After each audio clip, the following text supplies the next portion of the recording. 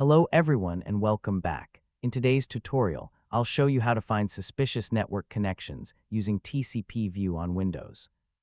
TCPView lets you monitor all active TCP and UDP connections in real time, making it easier to identify applications that may be communicating over the network.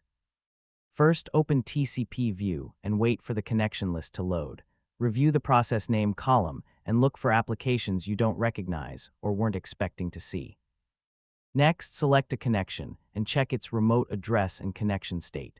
If you notice an unfamiliar process making unexpected network connections, it may be worth investigating further.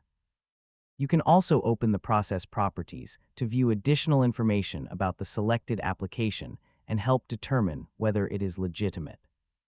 Finally, press F5 or click the refresh button to update the connection list and continue monitoring network activity in real time. Remember, seeing an unfamiliar connection does not automatically mean it is malicious. Always verify the process before taking any action.